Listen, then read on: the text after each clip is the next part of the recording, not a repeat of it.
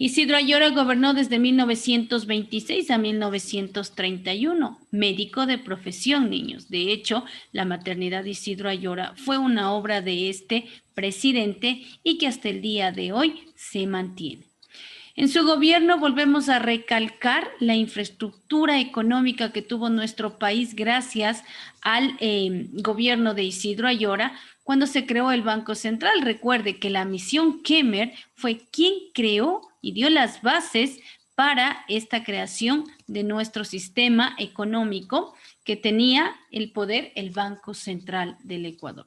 En 1929, niños, también se crea la 13ª Constitución, ¿sí? En nuestro Ecuador. En la historia de la República del Ecuador, esta constitución está considerada como la más avanzada en garantías y los derechos sociales que se establecieron.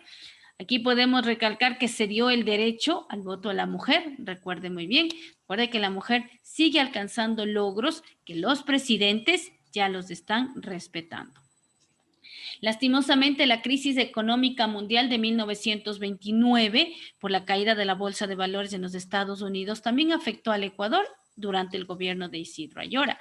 Pues esta crisis mundial afectaba económicamente a nuestro país, generándose así las ventas. Recordemos que el Ecuador vendía en Nueva York el quintal de cacao y esto también genera y provoca una crisis económica en nuestro país.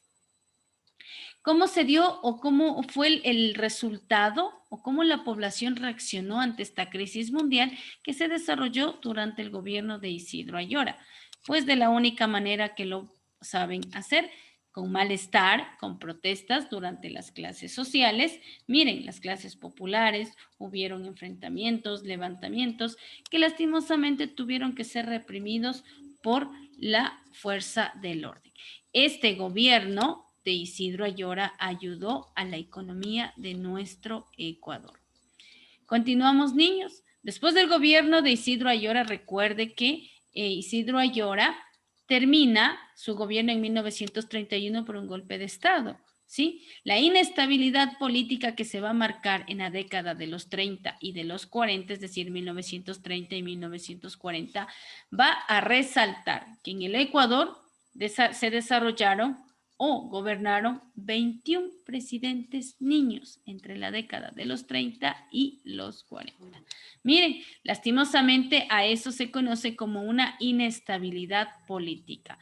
Recalcamos que en el Ecuador gobernaron 21 presidentes, entre presidentes y dictadores, niños, generándose así que se pierda o que se vaya perdiendo ya las ideas liberales y las ideas conservadoras.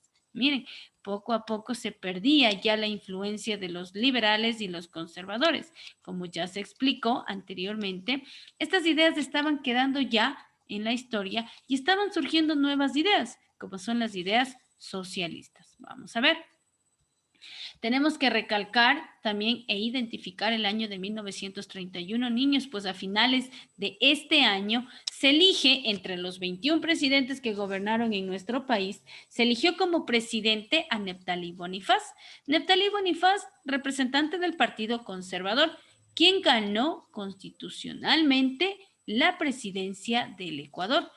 Y como estaban a finales de 1931, en 1932 Neptalí Bonifaz tenía que ser ya proclamado presidente del Ecuador.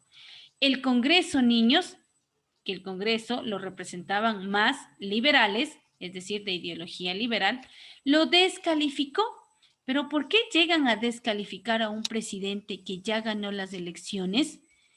Por una razón, niños. Recuerden que uno de los requisitos para ser presidente se tenía que ser ecuatoriano.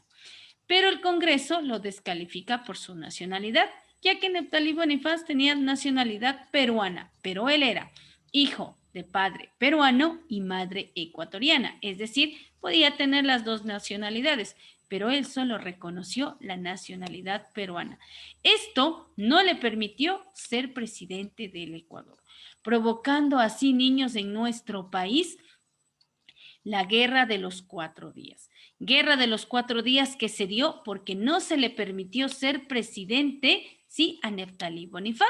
Y recordemos que el Congreso era de ideología liberal y Neftalí de ideología conservadora. Entonces, esto también genera un enfrentamiento político que también se llegó a las armas, desarrollándose así la guerra, vuelvo a recalcar, de los 4 días, del 28 de agosto, sí, al 2 de septiembre de 1932, en donde se calcula que murieron 2.000 personas, y al final se firmó un tratado, un convenio en el cual no había un ganador.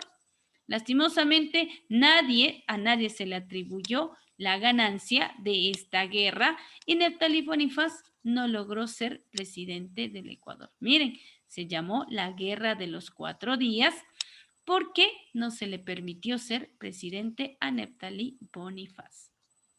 Continuamos, niños.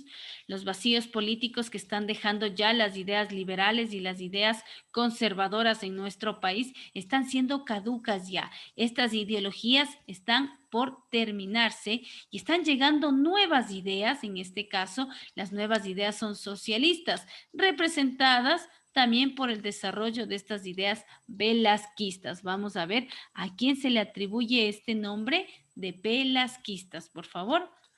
Tenemos aquí, durante la década de los 30 niños, también en nuestro país, se desarrolla un nuevo fenómeno denominado populismo, como usted lo escuchó, populismo. Populismo se genera o se desarrolla porque un personaje político estaba dando nuevas ideas, estaba saliendo a la palestra pública y la sociedad lo apoyaba. En este caso, hablamos del populismo representado por, nosotros vemos aquí en la imagen, niños, a José María Velasco Ibarra. José María Velasco Ibarra, chicos, llegó a gobernar 5 veces nuestro Ecuador, pero de las 5 veces, solo la tercera vez que fue presidente, gobernó los 4 años que necesita un presidente durante su gobierno. Sí, solo la tercera presidencia fue la que completó. Las demás, lastimosamente, fue derrocado, se generaron golpes de Estado en su gobierno y por ello no las completó. Solo la tercera presidencia, él completó los 4 años reglamentarios. El rol político que tenía Velasco Ibarra era el de ser un salvador de la patria, pues la sociedad lo veía así, por ello ganó mucha popularidad, por eso el nombre populismo. Velasco Ibarra también, niños, tenía una frase que decía, dadme un balcón en cada pueblo y seré presidente. Él era un buen orador, sabía y dominaba la palabra y al pueblo tal vez lo convencía con todo lo que decía o con todo lo que hablaba, sí, en beneficio de su pueblo o de la sociedad.